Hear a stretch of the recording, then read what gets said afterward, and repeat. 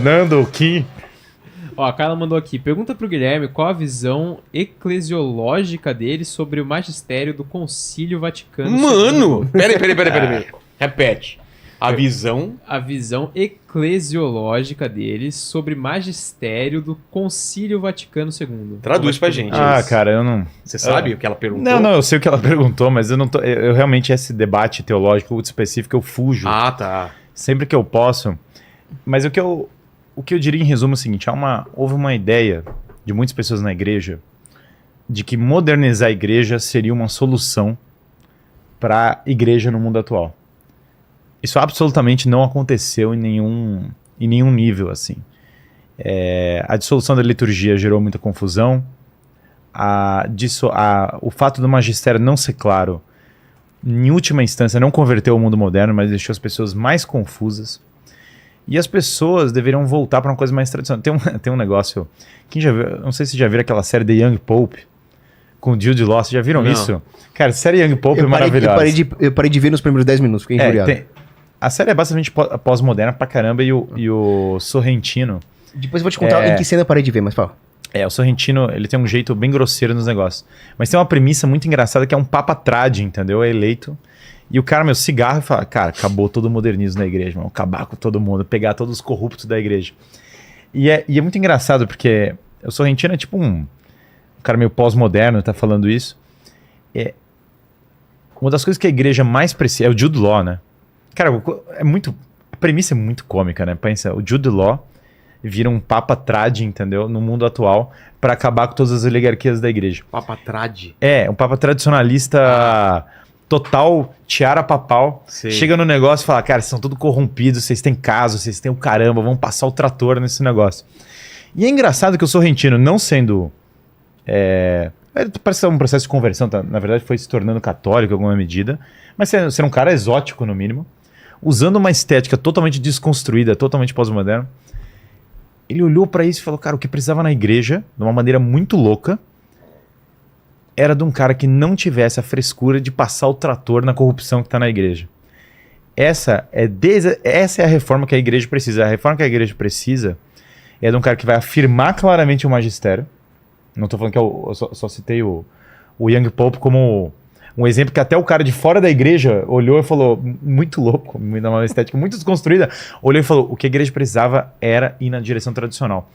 E a igreja precisava desesperadamente de alguém que simplesmente acabasse com a corrupção na igreja, botasse para fora os padres que são corruptos, que é necessário, reafirmasse o magistério com clareza e retornasse a beleza na liturgia. Essas são as coisas. Então, assim como na política, o que precisa é o retorno da sanidade. O retorno da sanidade vai vir em grande parte do retorno da autoridade. Essa é a mesma coisa que precisa a igreja. E eu acho que isso, para todos os católicos, para todos os católicos de bom coração, é consensual. A igreja precisa reafirmar o magistério com clareza, expulsar os corruptos, botar as coisas para funcionar. Isso é retornar a autoridade papal de uma maneira clara. Então, independente da discussão seravacantista, que eu não sou seravacantista, independente da discussão Vaticano II, independente de qualquer discussão, eu acho que todos os católicos bem intencionados têm que concordar com esse ponto. E a igreja não vai conseguir levar adiante sua missão, e eu rezo para que ela... Porque, assim, Deus vai redimir a humanidade independente. A questão é se nós vamos cooperar com a redenção que ele vai fazer. E os portões do inferno não vão prevalecer contra a igreja. Isso eu tô absolutamente... E eu acho também que a crise atual vai forjar as pessoas, porque na crise, o que tem de gente... Olha, o Brasil passa hoje por um renascimento católico gigantesco. Muita gente não sabe disso. Eu olhei o IBGE reduziu o número. Católico de IBGE está reduzindo. As igrejas que eu frequentava estão lotadas agora. Há 10 anos atrás, há 12 anos, as mesmas igrejas que eu ia quando eu me converti, eu chegava lá e eu via vazia, assim. Vazia, só senhorinha idosa, 70 anos. Fila para fora da igreja, em todos os estados que eu visito no Brasil. Onde tem um padre mais tradicional. As pessoas voltaram para a religião, para o catolicismo. E voltaram querendo o quê? Confissão, missas bem celebradas, padres que falam a doutrina com clareza, famílias numerosas.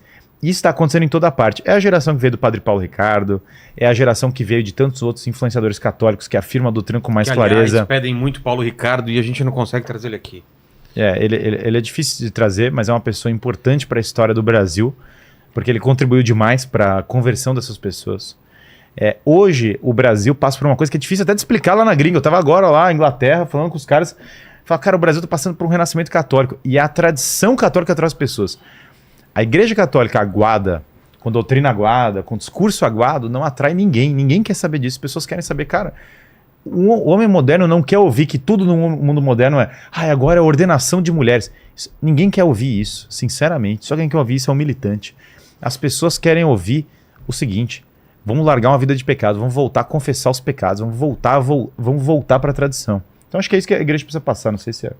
Posso fazer uma parte aqui? O primeiro é uma frase de Santo Atanásio.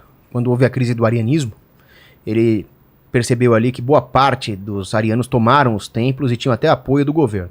Por isso que eu sou tão cético em relação a governos. Mas ele disse, eles têm os templos, nós temos a fé.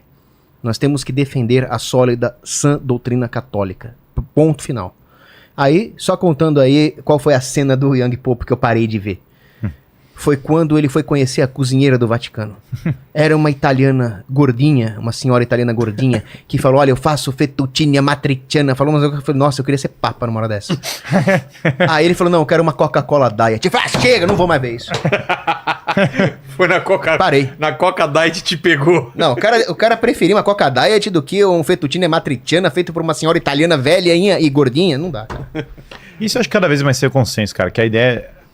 Eu acho que o catolicismo progressista é um negócio fadado a definhar. Eu acho que tem data de validade. Porque o mundo está desabando, você não pode querer agradar o mundo moderno que está desabando. E as pessoas vão cada vez mais querer voltar para a religião tradicional. Em resumo, o catolicismo progressista não tem futuro algum. A única coisa que tem futuro, tem passado, tem presente, tem eternidade, é um catolicismo tradicional. E eu acho também que, olhando do ponto de vista... Eu não sou dado a polêmica religiosa, eu não sou dado a treta. Tenho muitas pessoas que me acompanham que são protestantes e outros. Mas o fato é o seguinte, as pessoas vão ter que voltar para o dogma, vão ter que voltar a entender uma doutrina clara e inequívoca.